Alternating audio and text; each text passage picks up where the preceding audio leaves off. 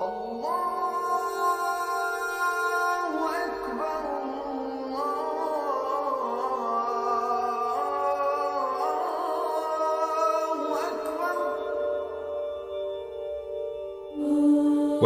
to Understanding Islam.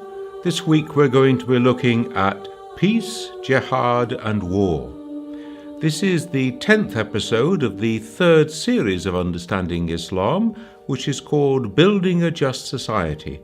So let me just begin by reminding you that if you have missed any of the previous episodes, you can go to the Ahlul Bayt TV on demand section on the website and you'll find them all there. And also, if you want to go to my own website, you will find there an article that accompanies each of these programs, and you can also find the video recordings of the programs there as well.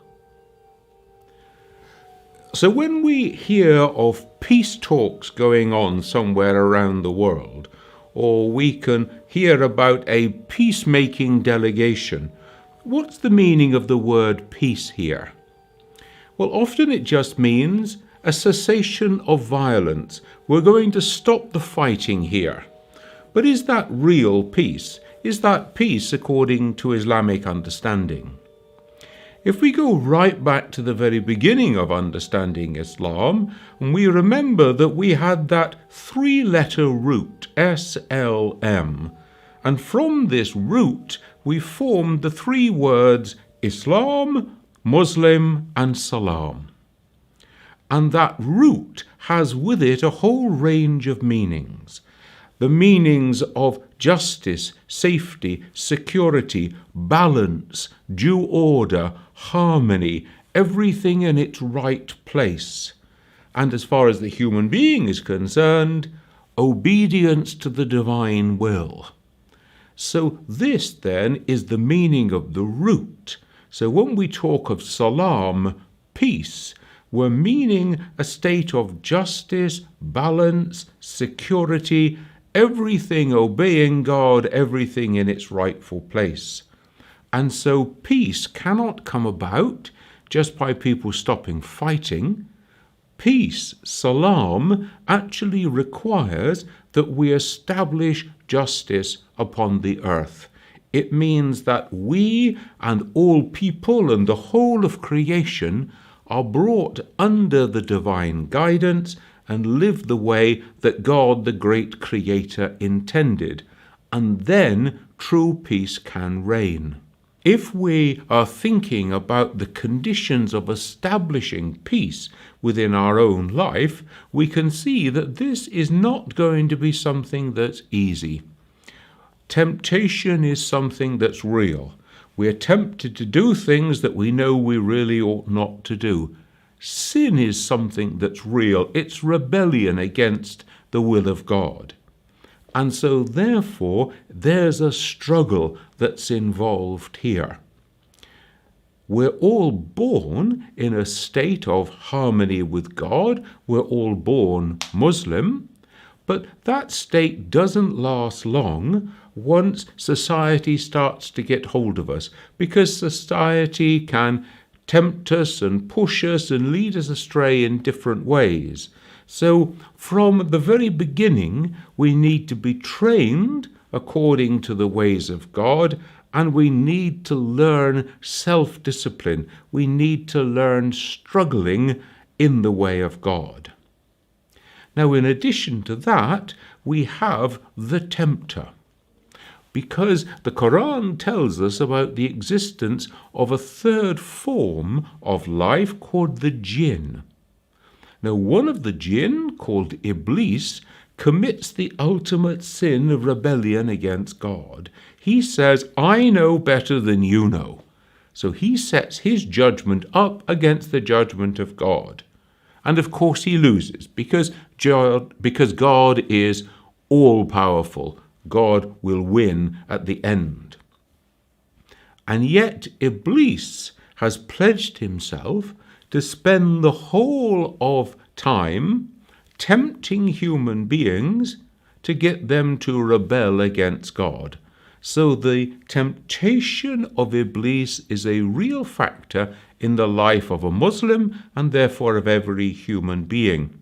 So we can see life as a struggle between the temptations of Iblis, the temptations from society to go astray and to live in ungodly ways, and against the pull of our own lower selves that want us to go away from the path of Islam and to do something that we know that isn't really right.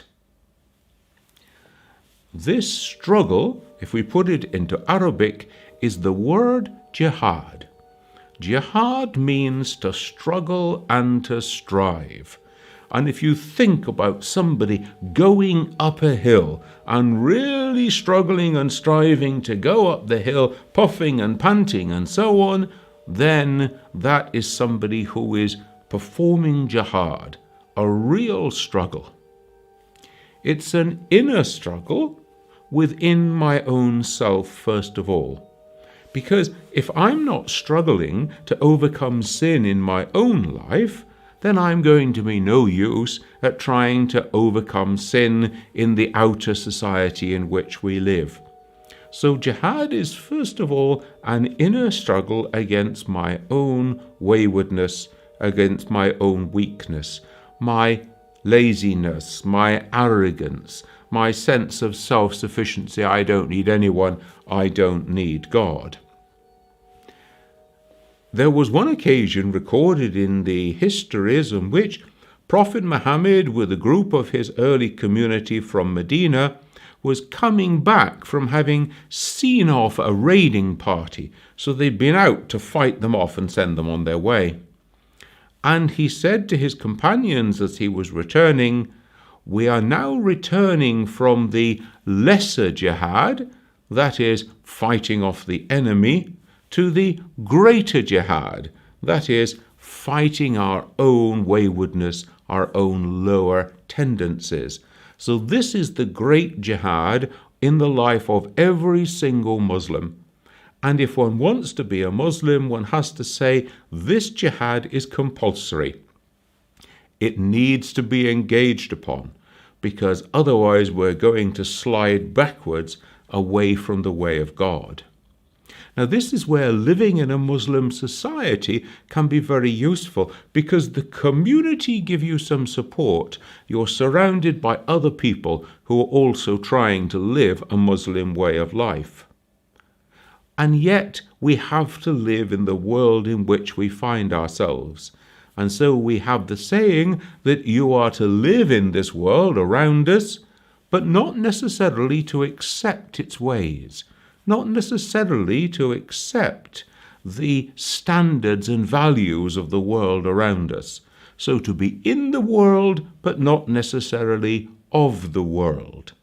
We can call this a kind of psychological withdrawal. I don't have to do what everybody else does in this society. It may be necessary that we actually make a physical withdrawal. We get up and move. It may be that we move house, that we move job, that we move the company that we keep, so that we are not drawn into ungodliness. It may even be that we have to get up and leave one country and go and live in another country. And so this inner struggle can become then an outer struggle as well. When we think about the transition from the inner struggle to the outer struggle, a Muslim is not allowed to just sit back idly and watch the world going in a bad direction, to watch evil take over and corrupt the society in which we live.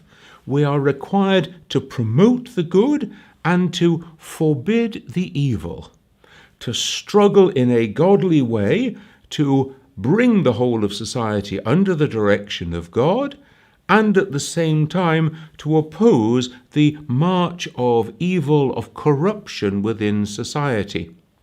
The principal tool for doing this is to do justice, to stand up firm on the principle of justice. Indeed, we have a saying of Prophet Muhammad in which he said, "The greatest jihad is to speak the word of truth into the face of the tyrant. And so this stand on the principle of godliness, of justice and truth is a very important part of Muslim living in community, in society, and is a requirement, even ultimately, at the cost of one's own life. Because if one doesn't resist the onward march of evil, then evil wins and evil takes over and pollutes and corrupts our society. When we think about doing good starts in all sorts of small ways.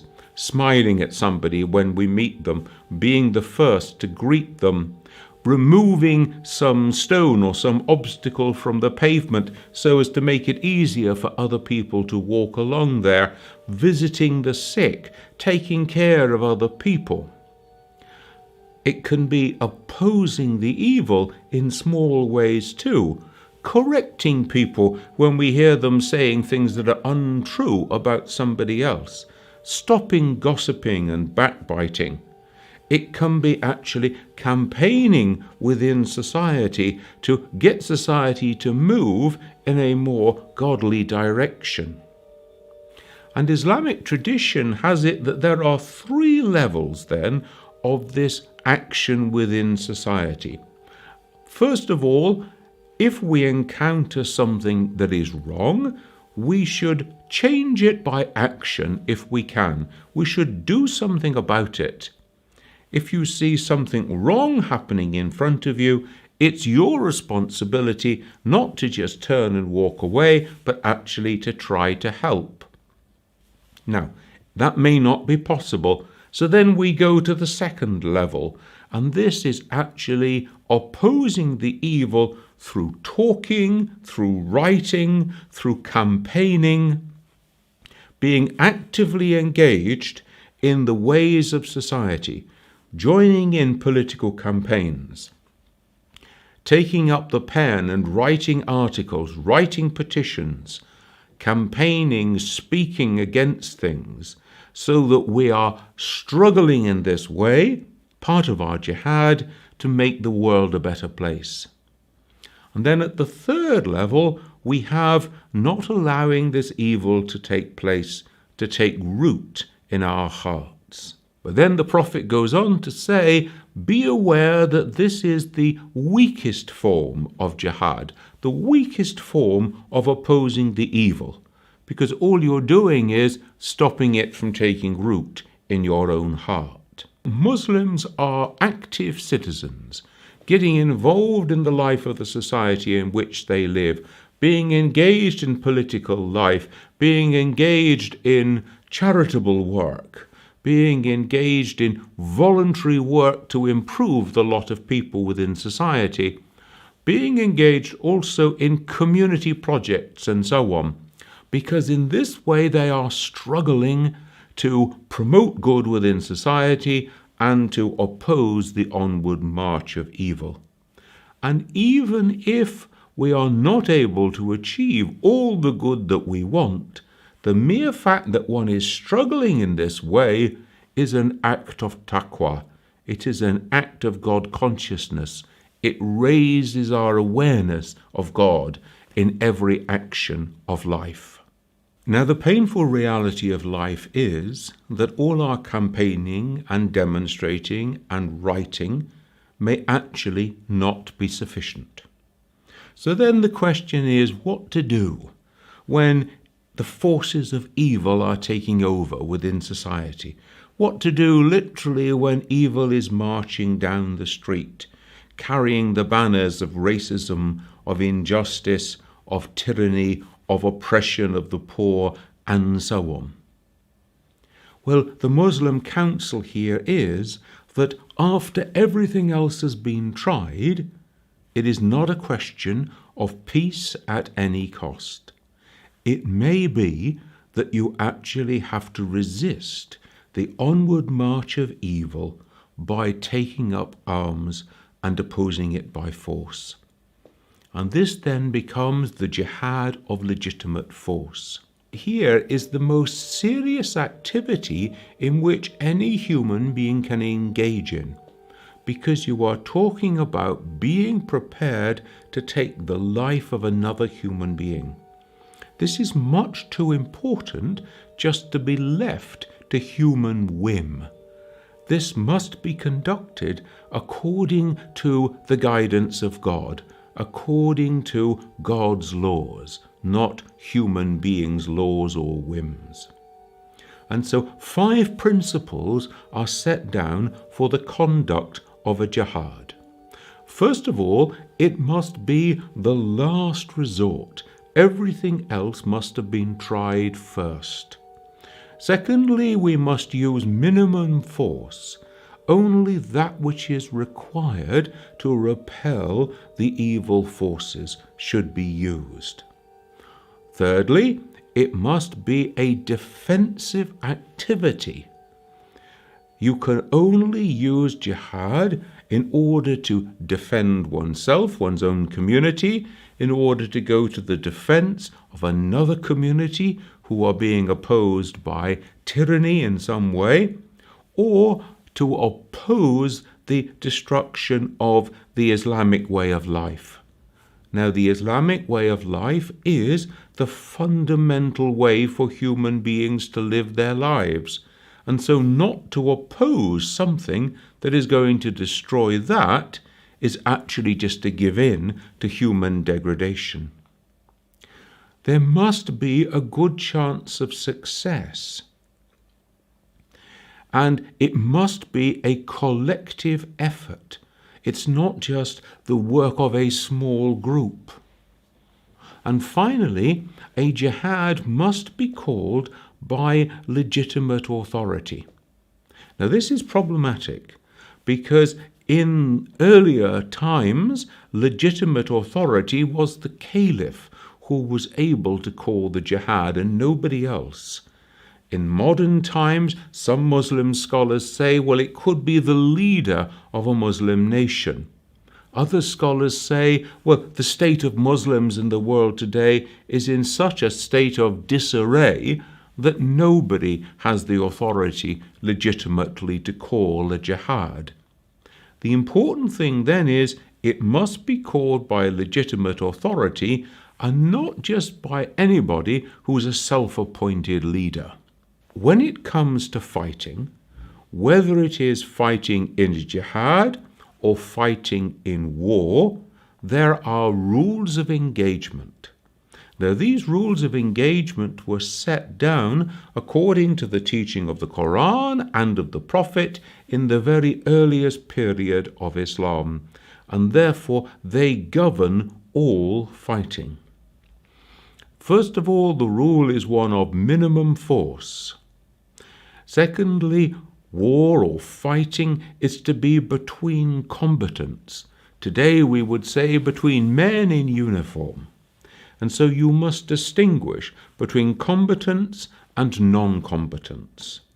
Non-combatants include all women, children, the sick, the elderly, the soldier who has just thrown down his weapons, and also those who live in religious establishments, monasteries, hermitages, places like that. They must not be attacked, they must not be intimidated, they must not be killed. They are non-combatants. So you must discriminate in your fighting between combatants and non-combatants. That means that you must discriminate in the type of weaponry that you use as well. So things that bring about a human or ecological disaster, things which are indiscriminate in their effect, are forbidden. They must not be used. Now, in 7th century terms, that means you're not allowed to poison a water supply, you're not allowed to burn food crops, either in the field or in the barn, and you're not allowed to cut down trees. In 21st century terms, these would be weapons of mass destruction. These would be chemical, biological, and nuclear weapons. They are by their nature indiscriminate. they are also by their nature causing huge ecological and human damage, and therefore they are immoral and illegal according to the Islamic teaching. Now, if we think then of the rules of engagement being used in this way in a legitimately called jihad by legitimate authority with all those other principles in place, then it is a duty which ultimately can fall upon every adult male Muslim. There is a verse in the Quran that says, even that which you hate the most, even that which you detest, can be called from you by the will of God. And so every adult male Muslim can ultimately be required to take up arms and to join in the jihad. Why?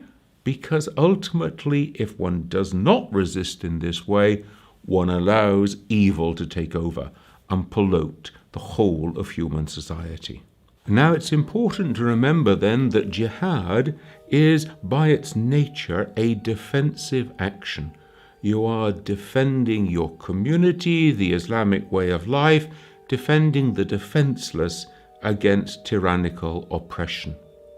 So therefore, a jihad cannot be a war of territorial gain, trying to take over new lands and bring them under Islamic rule. That has happened in Islamic history, and that's what we call war. So trying to acquire new territory is war and not jihad. Two different things. Now, that's not to say that at times in human history that some territorial wars have been called jihads, and it's not to say either that at times in Islamic history the rules of engagement have been broken. Let us remember that some Muslim majority countries in the world today, I think immediately of Pakistan, actually hold nuclear weapons. Now, we have seen that the Islamic principles, the rules of engagement, would regard all discriminate killing as being unacceptable in Islam. And so you can see that the politicians here in Pakistan are struggling with that same moral dilemma which faces many other countries around the world. We pray that we never have to use this thing, but we feel that we need it in order to act as a deterrent against those who would attack us. And then there's a discussion that goes on amongst the scholars, just as there is amongst Christian scholars looking at just war theory. Is it possible that these weapons could ever be used morally, according to the just war theory, according to the rules of engagement in Islam? And that discussion is ongoing. Join me next week when we're going to be looking at martyrdom and self-sacrifice in Islam. I look forward to seeing you then.